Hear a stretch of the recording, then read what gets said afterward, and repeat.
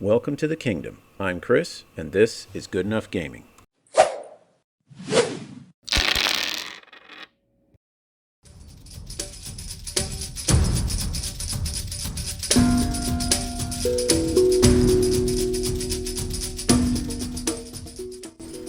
Howdy folks, and welcome to this video about One Page Rules' upcoming release, The Secrets of Tixal. It's a narrative campaign, as well as a release of new models, characters, lore, everything. This is a big deal. Now, this video is going to be kind of a mix between an unscripted video and a regular review. I obviously haven't seen any more of the release than anyone else has from what's been made public on the One Page Rules website. But from what I've seen, I'm really looking forward to it. And it launches on My Mini Factory this Tuesday, February 13th. So I'm not exactly following a script, but this isn't a real-time recording where you actually see me wander through the website and make comments. So it's a little bit of both. Okay, first, I wanted to take a little bit of a look at the narrative. The whole point of this release is to be driven by a story. And so if I can't get excited by the story, I'm not going to be excited about the rest of it. So I took a look at what they've released so far. And basically what I can gather is that the setting of this is the jungles of the Sorian kingdom. And a young acolyte, Teki, he's a bit of a screw-up, but he has ambitions. He has dreams of becoming a Sorian priest. His prophecies, his foretellings, are made with great gusto and energy, but there's a bit of a problem. None of them come to pass. He has the enthusiasm, but he lacks the talent. That's a combination that can breed destruction, or in rare moments, it can surprise with stunning examples of greatness. So seeking to prove his worth and his faith, Teki goes to the ancient city of Tixal in hopes of deciphering the writings of the ancient frog mages. Now fortunately, Teki isn't alone. His bodyguard is this towering gator veteran named Hakatlo. And Hakatlo is an unlikely companion to one such as Teki. He's given to trust more in the strength of his arm over his prophecies and the promises of these priests. Hakatlo is accompanying Teki because soldiers follow orders. Hakatlo follows Teki, and not by choice. He doesn't have any hatred or malice for the little wizard, but neither does he embrace Teki's hope or his optimism that he, Teki, the little acolyte, who is always foretelling and yet never accurate, will somehow accomplish what the great priests and shaman of the Sorians have been unable to do for centuries. Now, fortunately, Hakatlo's job does not require belief, only protection. And as one of the true apex predators of the jungle, Hakatlo is very good at his job.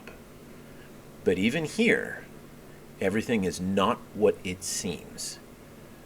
To be a bodyguard to a priest on pilgrimage is a tremendous honor. But Hakatlo is not without enemies. And with his size and his strength come the ability to be honest to the point of bluntness. And his bluntness has prickled more than a few of the scales among his peers and even his superiors. Is he being chosen as a bodyguard as an honor? To join Teki on an expedition that could usher in a new era for the Sorians? Or are he and Teki being sent on a quest whose true purpose could be better expressed in a phrase about two birds and a single stone? The other faction that's highlighted in this release are the Duchies of Vinci, one of the really unique factions in the One Page Rules universe. Many of their armies, and in One Page Rules, generally speaking, are just duplicates of GW armies, just like the Lizardmen and the Sorian. But the Duchies of Vinci are a Renaissance-themed army based on the inventions of Leonardo da Vinci that results in this army of humans fighting alongside magically powered automaton. Now that's pretty cool. And in this case, our hero from the Duchies of Vinci is a young man named Ignazio. Brilliant with inventions, not so good with people.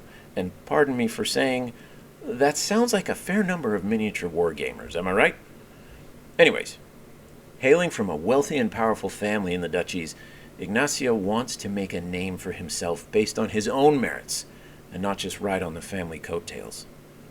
He has developed a revolutionary new technology, a contraption that can detect Mind Stone, the arcane substance that powers all of the automa of the Da Vinci armies. And believing that somewhere in Tixal is a treasure trove of Mind Stone, Ignacio has taken a terrible risk, not just with the expedition, but with the fact that he has sought funding for his expedition from outside the family coffers. Rumors will spread. Why would the Vincis not fund one of their own? Why isn't Ignacio using his wealth and influence that comes with his very family name? What will failure do to Ignacio and his family? And even more importantly, what will success do? Could it affect the delicate balance and waltz that is Vinci politics? And most importantly, who is Ignacio's financial backer? Such an investment does not come without risk, and I don't just mean the economic risks. Now, like Techie, Ignacio is not a fighter, and so requires protection on a quest like this. Lucreza, an experienced veteran, is his bodyguard. But like Ignacio, she's not on this journey with fanfare and with the support of powerful people. She herself bears the shame of loss and defeat. Her haughtiness in command previously led her and her company into an ambush that wiped out every single member of the company except her. And she dragged herself away, having lost her leg.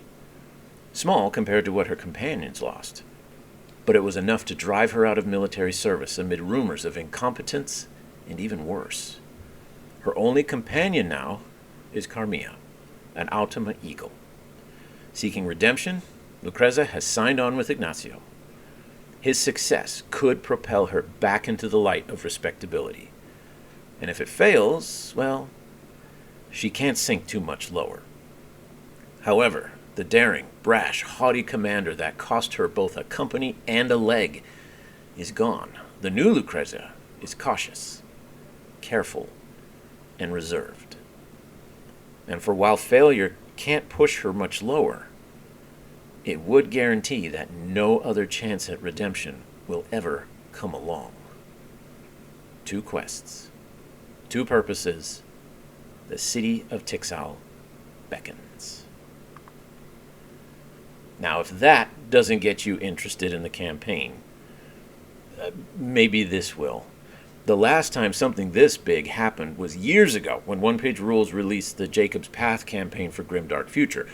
But right off the bat, I can think of like 3 different things that make this release a lot different. First of all, this is a full-on release. Models, story, mission, the works. One Page Rules has made so many leaps and bounds in just a few years that they now have the capacity to make a release like this in the way that 40K had Vigilus or Sigmar had Malign Portents. I mean, okay, it's not on the same scale, but this is a full-on release. I'm excited about that. Next, this isn't just One Page Rules by itself. They're teaming up with 2 other companies to make this release truly a big deal, bringing all aspects of the gaming hobby together. So first, One Page Rules has teamed up with Chronicle, a company that makes really high-quality paintbrushes. And the other company, and I was so happy to see this, is none other than Two Thin Coats from our favorite tutorial painter Duncan Rhodes. I remember watching his GW painting tutorials long before he became the unofficial face of GW. And then when he left GW to start his own channel and business, which has absolutely taken off, that was really awesome. And so to see him teaming up with OPR is fantastic, because it not only means that OPR is rising in notoriety, but it also means that One Page Rules is going to get exposure to a wider audience, especially through someone like Duncan. So the third reason why I think this is a much bigger deal than simply releasing some missions.